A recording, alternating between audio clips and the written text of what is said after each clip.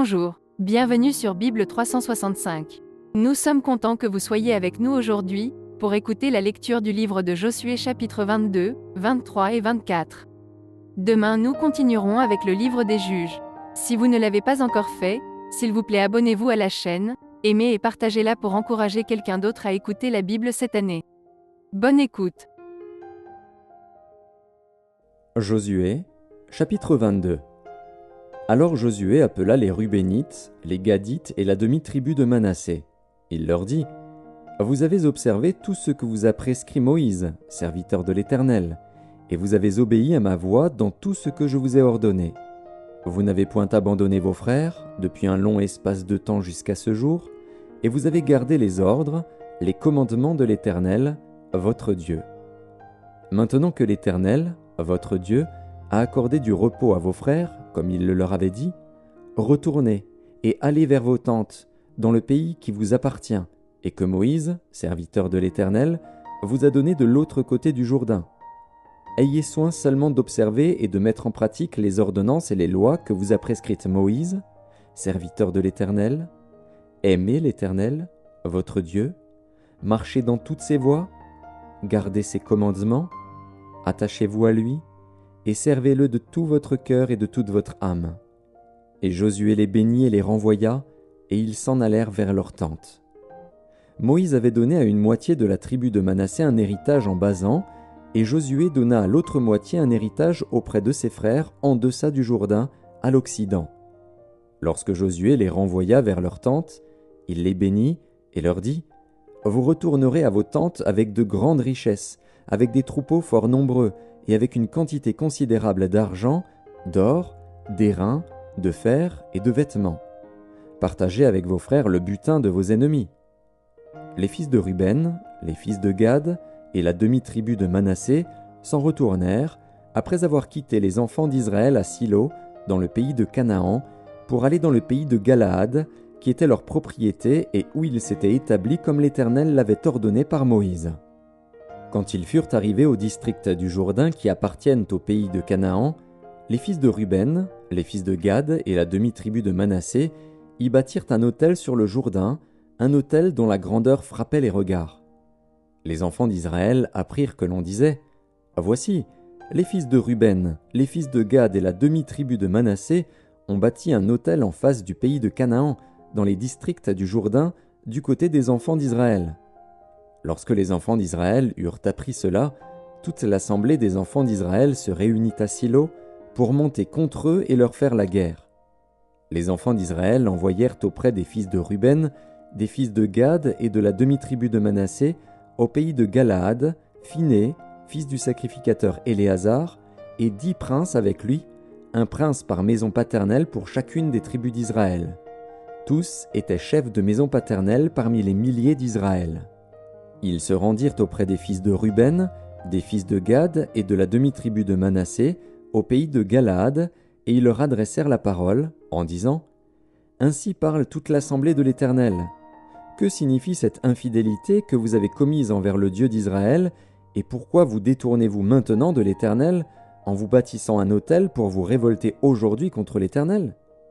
Regardons-nous comme peu de choses le crime de Péor, dont nous n'avons pas jusqu'à présent enlevé la tache de dessus nous, malgré la plaie qu'il attira sur l'assemblée de l'Éternel ? Et vous vous détournez aujourd'hui de l'Éternel ?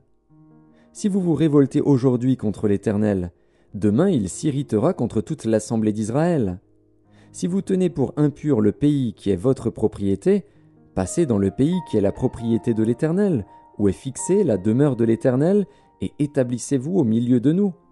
Mais ne vous révoltez pas contre l'Éternel et ne vous séparez pas de nous, en vous bâtissant un autel, outre l'autel de l'Éternel, notre Dieu. Akan, fils de Zérak, ne commit-il pas une infidélité au sujet des choses dévouées par interdit, et la colère de l'Éternel ne s'enflamma-t-elle pas contre toute l'assemblée d'Israël ? Il ne fut pas le seul qui périt à cause de son crime. Les fils de Ruben, les fils de Gad et la demi-tribu de Manassé répondirent ainsi au chef des milliers d'Israël : Dieu, Dieu, l'Éternel, Dieu, Dieu, l'Éternel le sait, et Israël le saura. Si c'est par rébellion et par infidélité envers l'Éternel, ne viens point à notre aide en ce jour. Si nous nous sommes bâtis un autel pour nous détourner de l'Éternel, si c'est pour y présenter des holocaustes et des offrandes, et si c'est pour y faire des sacrifices d'action de grâce, que l'Éternel en demande compte. C'est bien plutôt par une sorte d'inquiétude que nous avons fait cela, en pensant que vos fils diraient un jour à nos fils, « Qu'y a-t-il de commun entre vous et l'Éternel, le Dieu d'Israël ?» L'Éternel a mis le Jourdain pour limite entre nous et vous, fils de Ruben et fils de Gad. Vous n'avez point de part à l'Éternel. Et vos fils seraient ainsi cause que nos fils cesseraient de craindre l'Éternel. C'est pourquoi nous avons dit, bâtissons-nous donc un autel, non pour des holocaustes et pour des sacrifices, mais comme un témoin entre nous et vous, entre nos descendants et les vôtres, que nous voulons servir l'Éternel devant sa face par nos holocaustes et par nos sacrifices d'expiation et d'action de grâce, afin que vos fils ne disent pas un jour à nos fils, « Vous n'avez point de part à l'Éternel ». Nous avons dit, s'ils tiennent dans l'avenir ce langage à nous ou à nos descendants, nous répondrons, « Voyez la forme de l'autel de l'Éternel, qu'ont fait nos pères, non pour des holocaustes et pour des sacrifices, mais comme témoins entre nous et vous.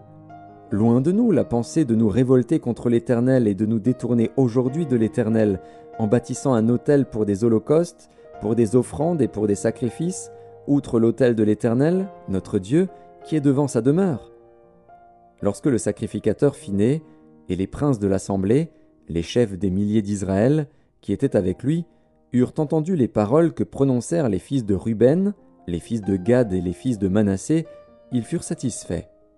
Et Phiné, fils du sacrificateur Éléazar, dit aux fils de Ruben, aux fils de Gad et aux fils de Manassé, « Nous reconnaissons maintenant que l'Éternel est au milieu de nous, puisque vous n'avez point commis cette infidélité contre l'Éternel. Vous avez ainsi délivré les enfants d'Israël de la main de l'Éternel. » Phiné, fils du sacrificateur Éléazar, et les princes, quittèrent les fils de Ruben et les fils de Gad, et revinrent du pays de Galaad dans le pays de Canaan, auprès des enfants d'Israël, auxquels ils firent un rapport. Les enfants d'Israël furent satisfaits. Ils bénirent Dieu, et ne parlèrent plus de monter en armes pour ravager le pays qu'habitaient les fils de Ruben et les fils de Gad. Les fils de Ruben et les fils de Gad appelèrent l'autel Ed, car, dirent-ils, il est témoin entre nous que l'Éternel est Dieu. Josué, chapitre 23. Depuis longtemps, l'Éternel avait donné du repos à Israël en le délivrant de tous les ennemis qui l'entouraient. Josué était vieux, avancé en âge. Alors Josué convoqua tout Israël, ses anciens, ses chefs, ses juges et ses officiers. Il leur dit, « Je suis vieux, je suis avancé en âge. Vous avez vu tout ce que l'Éternel, votre Dieu, a fait à toutes ces nations devant vous, car c'est l'Éternel, votre Dieu, qui a combattu pour vous. Voyez, je vous ai donné en héritage par le sort, selon vos tribus, ces nations qui sont restées à partir du Jourdain, et toutes les nations que j'ai exterminées jusqu'à la grande mer vers le soleil couchant. L'Éternel, votre Dieu, les repoussera devant vous et les chassera devant vous, et vous posséderez leur pays, comme l'Éternel, votre Dieu, vous l'a dit. Appliquez-vous avec force à observer et à mettre en pratique tout ce qui est écrit dans le livre de la loi de Moïse, sans vous en détourner ni à droite ni à gauche. Ne vous mêlez point avec ces nations qui sont restées parmi vous. Ne prononcez point le nom de leur Dieu et ne l'employez point en jurant. Ne les servez point et ne vous prosternez point devant eux. Mais attachez-vous à l'Éternel, votre Dieu, comme vous l'avez fait jusqu'à ce jour. L'Éternel a chassé devant vous des nations grandes et puissantes, et personne, jusqu'à ce jour, n'a pu vous résister.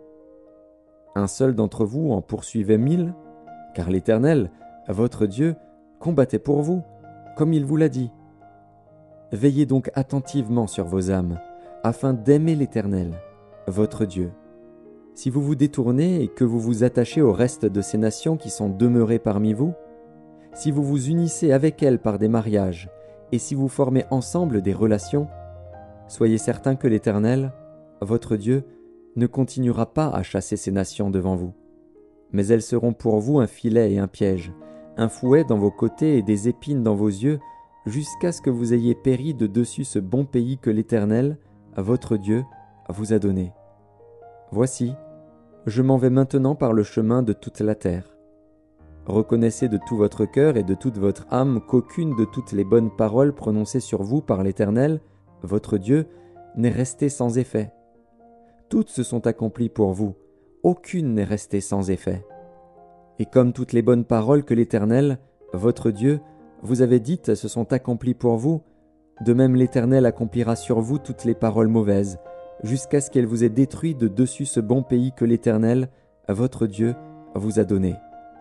Si vous transgressez l'alliance que l'Éternel, votre Dieu, vous a prescrite, et si vous allez servir d'autres dieux et vous prosterner devant eux, la colère de l'Éternel s'enflammera contre vous, et vous périrez promptement dans le bon pays qu'il vous a donné. Josué, chapitre 24. Josué assembla toutes les tribus d'Israël à Sichem, et il convoqua les anciens d'Israël, ses chefs, ses juges et ses officiers. Et ils se présentèrent devant Dieu. Josué dit à tout le peuple, « Ainsi parle l'Éternel, le Dieu d'Israël. Vos pères, Térak, père d'Abraham et père de Nachor, habitaient anciennement de l'autre côté du fleuve, et ils servaient d'autres dieux. Je pris votre père Abraham de l'autre côté du fleuve, et je lui fis parcourir tout le pays de Canaan. Je multipliai sa postérité, et je lui donnai Isaac. Je donnai à Isaac Jacob et Ésaü, et je donnai en propriété à Ésaü la montagne de Séhir, mais Jacob et ses fils descendirent en Égypte. J'envoyai Moïse et Aaron, et je frappai l'Égypte par les prodiges que j'opérais au milieu d'elle. Puis je vous en fis sortir. Je fis sortir vos pères de l'Égypte, et vous arrivâtes à la mer. Les Égyptiens poursuivirent vos pères jusqu'à la mer Rouge, avec des chars et des cavaliers. Vos pères crièrent à l'Éternel. Et l'Éternel mit des ténèbres entre vous et les Égyptiens, il ramena sur eux la mer, et elle les couvrit. Vos yeux ont vu ce que j'ai fait aux Égyptiens, et vous restâtes longtemps dans le désert. Je vous conduisis dans le pays des Amoréens, qui habitaient de l'autre côté du Jourdain, et ils combattirent contre vous. Je les livrai entre vos mains. Vous prîtes possession de leur pays, et je les détruisis devant vous. Balak, fils de Tsippor, roi de Moab, se leva et combattit Israël. Il fit appeler Balaam, fils de Béor, pour qu'il vous maudît. Mais je ne voulus point écouter Balaam. Il vous bénit, et je vous délivrai de la main de Balak. Vous passâtes le Jourdain, et vous arrivâtes à Jéricho.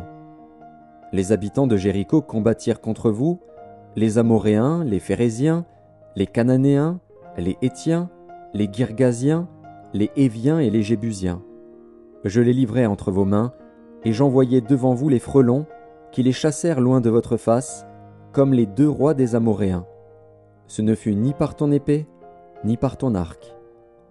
Je vous donnai un pays que vous n'aviez point cultivé, des villes que vous n'aviez point bâties et que vous habitez, des vignes et des oliviers que vous n'aviez point plantés et qui vous servent de nourriture. Maintenant, craignez l'Éternel, et servez-le avec intégrité et fidélité. Faites disparaître les dieux qu'ont servi vos pères de l'autre côté du fleuve et en Égypte, et servez l'Éternel. Et si vous ne trouvez pas bon de servir l'Éternel, choisissez aujourd'hui qui vous voulez servir, ou les dieux que servaient vos pères au-delà du fleuve, ou les dieux des Amoréens dans le pays desquels vous habitez. Moi et ma maison, nous servirons l'Éternel. Le peuple répondit et dit, « Loin de nous la pensée d'abandonner l'Éternel et de servir d'autres dieux. Car l'Éternel est notre Dieu, c'est lui qui nous a fait sortir du pays d'Égypte, de la maison de servitude, nous et nos pères. C'est lui qui a opéré sous nos yeux ces grands prodiges et qui nous a gardés pendant toute la route que nous avons suivie et parmi tous les peuples au milieu desquels nous avons passé. Il a chassé devant nous tous les peuples et les Amoréens qui habitaient ce pays. Nous aussi, nous servirons l'Éternel, car il est notre Dieu. » Josué dit au peuple, « Vous n'aurez pas la force de servir l'Éternel, car c'est un Dieu saint, c'est un Dieu jaloux. Il ne pardonnera point vos transgressions et vos péchés.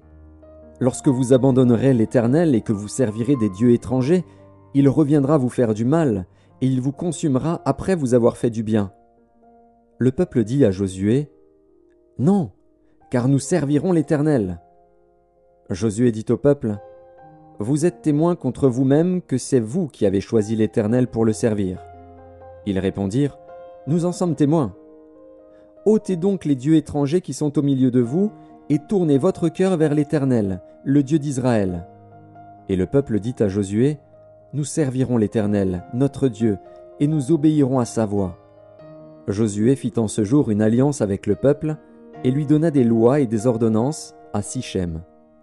Josué écrivit ces choses dans le livre de la loi de Dieu. Il prit une grande pierre, qu'il dressa là sous le chêne qui était dans le lieu consacré à l'Éternel.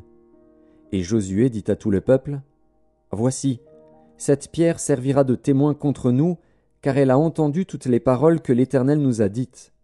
Elle servira de témoin contre vous, afin que vous ne soyez pas infidèles à votre Dieu. » Puis Josué renvoya le peuple, chacun dans son héritage. Après ces choses, Josué, fils de Nun, serviteur de l'Éternel, mourut, âgé de 110 ans. On l'ensevelit dans le territoire qu'il avait eu en partage, à Timnath-Sérak, dans la montagne d'Éphraïm, au nord de la montagne de Gaash. Israël servit l'Éternel pendant toute la vie de Josué et pendant toute la vie des anciens qui survécurent à Josué et qui connaissaient tout ce que l'Éternel avait fait en faveur d'Israël. Les os de Joseph, que les enfants d'Israël avaient rapportés d'Égypte, furent enterrés à Sichem, dans la portion du champ que Jacob avait acheté des fils de Hamor, père de Sichem, pour 100 késitas, et qui appartint à l'héritage des fils de Joseph. Éléazar, fils d'Aaron, mourut et on l'enterra à Gibéath Phiné, qui avait été donné à son fils Phiné dans la montagne d'Éphraïm.